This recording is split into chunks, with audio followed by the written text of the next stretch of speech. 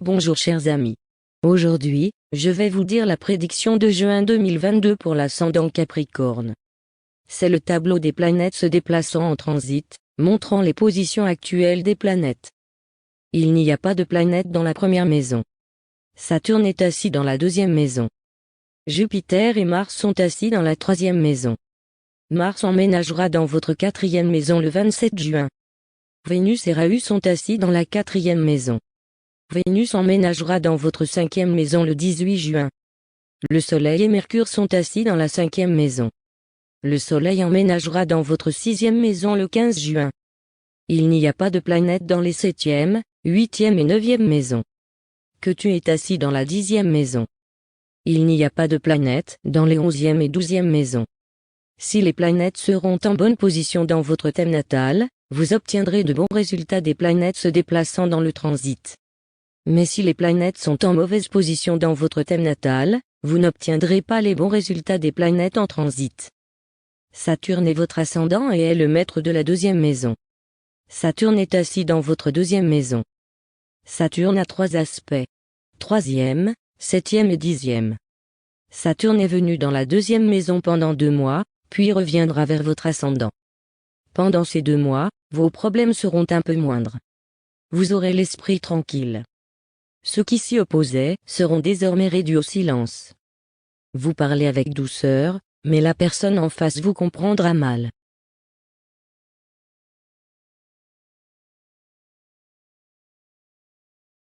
Vous devez également contrôler votre discours. Souvenez-vous de celui qui vous a aidé dans vos mauvais moments, aidez-le aussi. S'il y a des disputes inutiles dans la maison, alors vous devriez réciter Hanuman Chalisa. Vous en tirerez un certain soulagement. Mercure est le seigneur de votre sixième et neuvième maison et Mercure est assis dans votre cinquième maison. Mercure a un aspect et c'est le septième aspect. Si Jupiter est en bonne position dans votre horoscope, alors pendant cette période, vous devriez investir de l'argent en bourse et obtenir des avantages.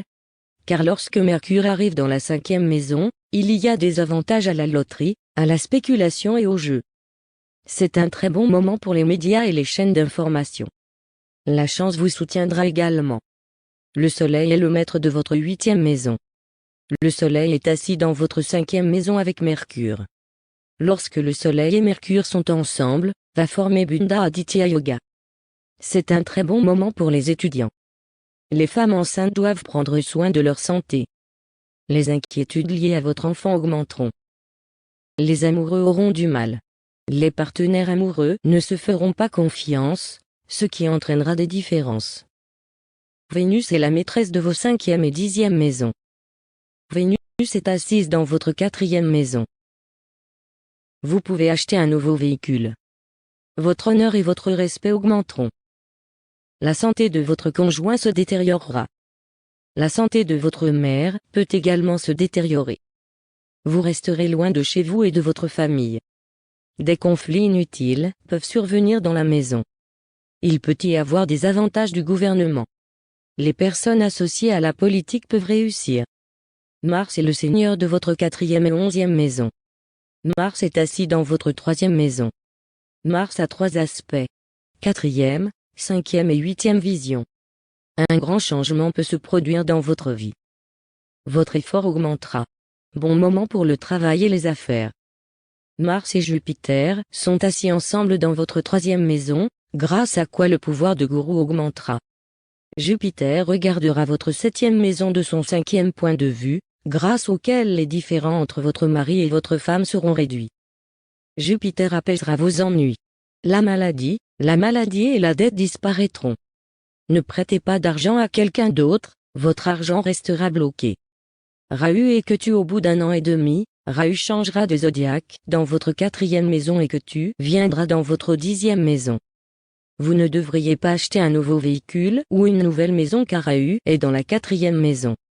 Il peut y avoir des conflits à la maison. La relation avec la mère peut se détériorer. Ketu étant dans la dixième maison renforcera votre carrière. Les personnes associées à la politique peuvent réussir. Il y aura des dépenses inutiles. Les fonctionnaires doivent faire attention. Ne faites rien de mal, sinon vous resterez coincé. Des blessures mineures et des accidents peuvent survenir. Prenez soin de votre santé avec une maladie cardiaque. Vous devriez réciter Hanuman Chalisa et Vishnu Sahasranama pour réduire les mauvais effets de Rahu. C'était donc la prédiction de juin 2022 pour l'ascendant Capricorne. Pour plus d'informations, continuez à regarder notre chaîne. Merci.